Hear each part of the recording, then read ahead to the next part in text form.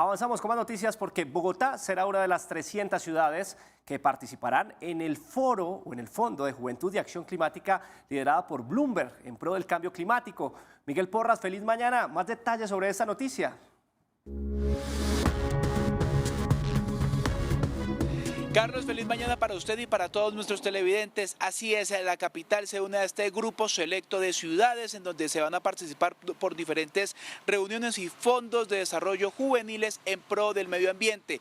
Fecha importante, Carlos, el próximo 15 de agosto se van a dar los detalles en los canales oficiales del distrito para saber la convocatoria, requisitos y demás para que más jóvenes se unan en pro del medio ambiente.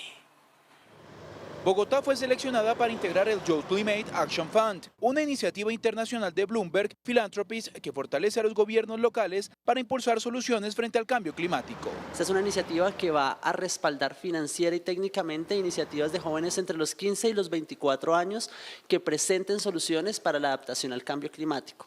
En total, en este primer año son $40.000 los que se entregarán a estas iniciativas. Desde el 15 de agosto, la capital presentará la convocatoria para que organizaciones e iniciativas lideradas por jóvenes participen en este programa internacional que brinda apoyos económicos hasta de 20 millones de pesos. Bogotá hoy cuenta con 19 casas de juventud en todas las localidades donde esperamos a los jóvenes para trabajar sus proyectos de vida.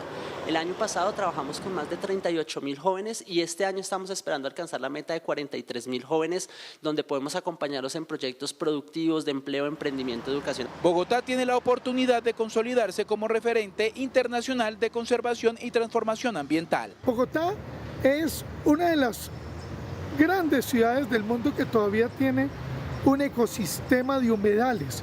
Bogotá es una ciudad que tiene el páramo más grande del mundo, tiene una red de cerros orientales con varios páramos que son únicos en el mundo. Bloomberg Philanthropies invierte en 150 países alrededor del mundo para garantizar mejor calidad de vida y espacios habitables.